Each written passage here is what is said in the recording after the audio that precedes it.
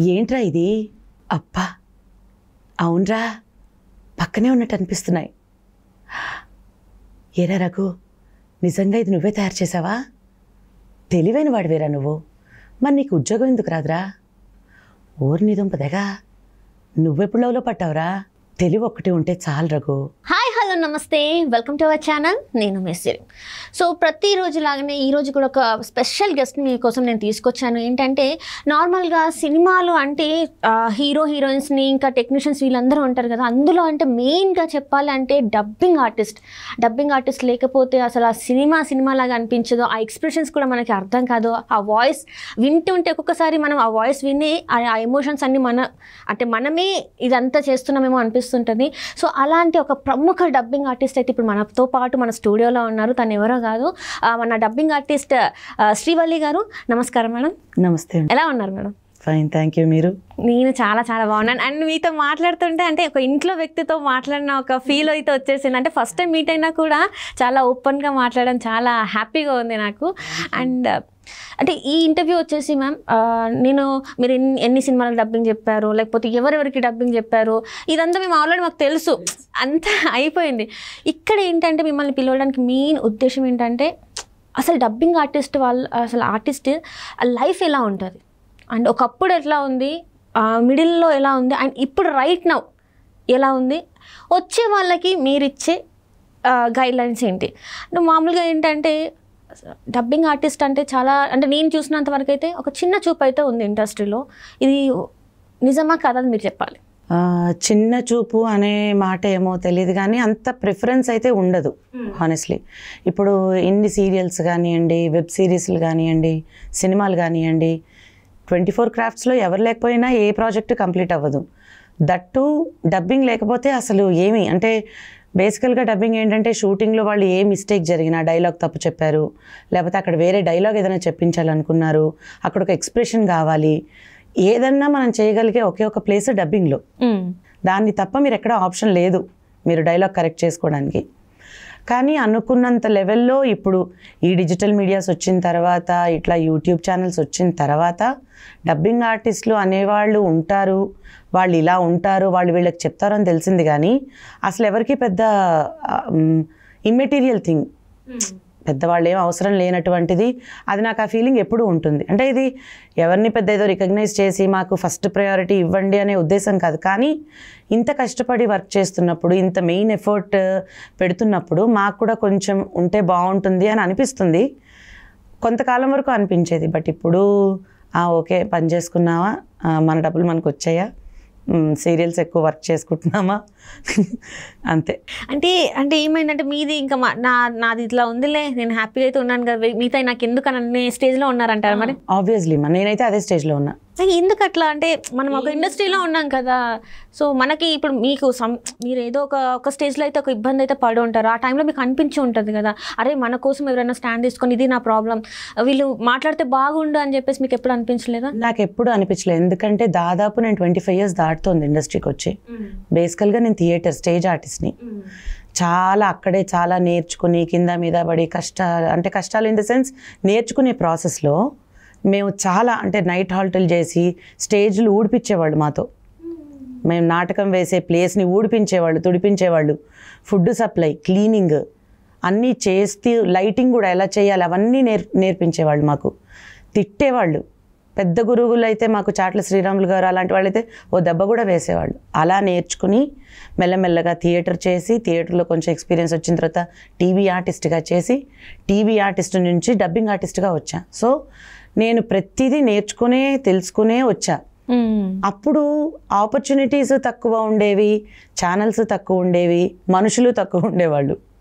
So 10 సీరియల్స్లో ఒక 20 ఆర్టిస్టులు కావాలంటే 15 మందే ఉండేవాళ్ళు. ఆబ్వియస్గా డిమాండ్ ఎక్కువ ఉండేది మాకు. ఇప్పుడు ఏమైంది, డిమాండ్ ఎక్కువ, జనాలు ఎక్కువైపోయారు, డిమాండ్ తక్కువైపోయింది. సో నేను కాకపోతే ఎవరైనా చెప్పొచ్చు. ఒకప్పుడు పెద్ద పెద్ద డబ్బింగ్ ఆర్టిస్టుల కోసం సినిమా రిలీజ్లు ఆపుకున్నవి కూడా నాకు తెలుసు. సునీత గారు, శిల్ప గారు పోస్ట్ పోన్లు చేసుకున్నారు వాళ్ళు రిలీజ్లు. అంటే వాళ్ళు వచ్చి డబ్బింగ్ చెప్పక. ఆ తర్వాత సీరియల్స్లో కూడా చాలా ప్రిఫరెన్స్ ఉండేది. పలానా ఆర్టిస్ట్కి ఆవిడే చెప్పాలి అంటే ఆర్టిస్టులు కూడా మీకు వాళ్ళు చెప్పాలంటే వాళ్ళే చెప్పాలి అని ఉండేది. ఇప్పుడు అలా ఏం లేదు.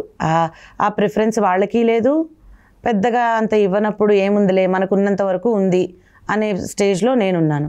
ఇది అందరికీ కలిపి చెప్పట్లేదు, బట్ పర్సనల్గా నేను ఏదైతే ఎక్స్పీరియన్స్ చేస్తున్నానో అది చెప్తున్నా. అంటే ఇక్కడ ఏంటంటే ఒక డబ్బింగ్ ఆర్టిస్ట్గా మీకు ఎప్పుడు అనిపించలేదా మా కోసం కూడా ఒక యూనియన్ ఉంటే బాగుంటుంది, అంటే మా కోసం కూడా మాకు ఒక ఐడెంటిటీ ఖచ్చితంగా కావాలి, ఎందుకంటే మీరు గాత్రదానం చేయకపోతే అది హీరోయినే కావచ్చు, క్యారెక్టర్ ఆర్టిస్ట్ ఎవరైనా కావచ్చు, అసలు పండదు కదా, ఆ సీనే పండదు, ఎందుకంటే ఆ ఎమోషన్ అలాంటిది, మీరు చెప్తేనే వస్తుంది ఆ ఎమోషన్ పండాలి అంటే.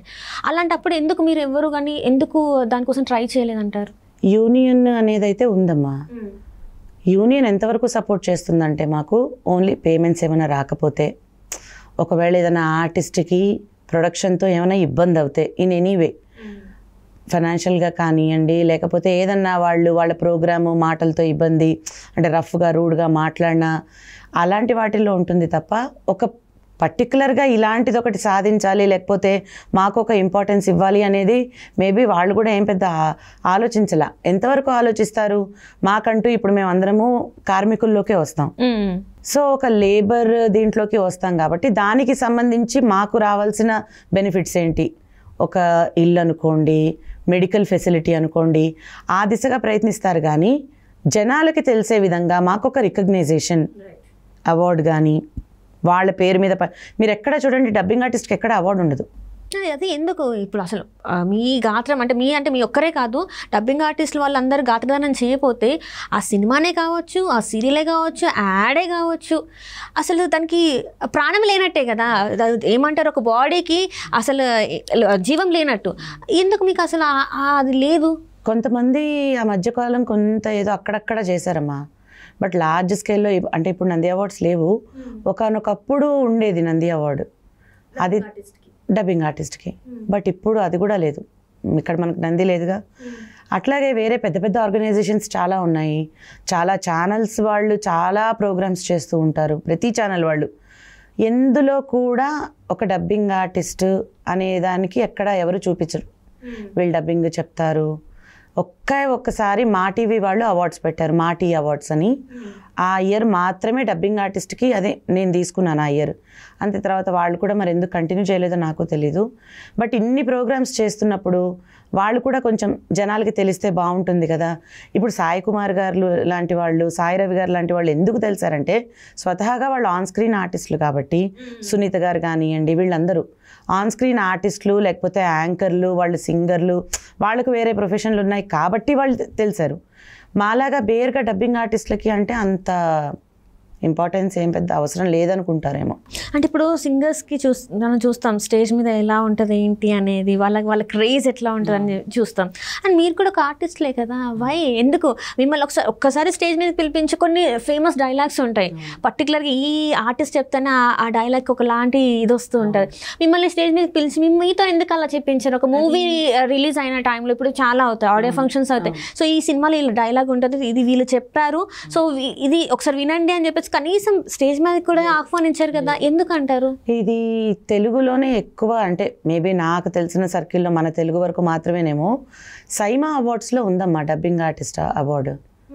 సైమాలో నేను లాస్ట్ ఇయర్ చూసాను, ఆ డబ్బింగ్ ఆర్టిస్ట్ పేరు గుర్తులేదు. షాక్ అయిపోయాను ఆవిడకి. స్పెషల్గా మళ్ళీ ఆవిడని స్టేజ్ మీదకి పిలిచి ఆ స్క్రీన్ ఆమె సీన్ వేసి ఆమెకి డైలాగ్ ఆమె స్టేజ్ మీద చెప్పింది, లైవ్ డబ్బింగ్, ఆమెకు అవార్డు వచ్చింది. మరి ఇక్కడ ఎందుకు ఎవరికి అంత అంటే వాళ్ళకి ఏంటంటే ఒక సాయి రవి గారికి ఇచ్చాం కదా, సాయి కుమార్ గారికి ఇచ్చాం కదా, సునీత గారికి ఇచ్చాం కదా, రోజారమణి గారికి ఇచ్చాం కదా, అసలంటూ తర్వాత ఏంటి నెక్స్ట్? మీరు ఎవరికి మీరు రిప్రజెంట్ చేస్తున్నారు? నెక్స్ట్ ఎవరున్నారు? చాలామంది ఉన్నారు. శిల్ప గారు ఉన్నారు, కళ్యాణ్ మాధవి గారని, కవిత గారని, విజయ్ మాధవి గారని, లెనినా చౌదరి గారని, చాలా మంచి డబ్బింగ్ ఆర్టిస్టులు ఉన్నారు. అంతగా మగవాళ్ళల్లో కూడా ఆర్సీఎం రాజు గారు, గోపి అని ఒక అబ్బాయి ఉంటాడు, తను, తర్వాత రమేష్ గారని చాలామంది ఉన్నారు. కానీ ఎవ్వరికీ అంత వాల్యూ ఇచ్చే అంత అన్ఫార్చునేట్లీ అది లేదు. అది ఎందుకు అనేది తెలీదు. మీరు ఇందాక నుంచి ఎందుకంటే నాకే ఆన్సర్ తెలియట్లా. ఎందుకు అంటే ఏమో వాళ్ళకంత ప్రయారిటీ కాదేమో. కానీ ఒక్క పూట ఒక్క ఆర్టిస్ట్ ఒక బిట్ క్యారెక్టర్ డబ్బింగ్ చెప్పకపోయినా ఎపిసోడ్ ఆగిపోతుంది.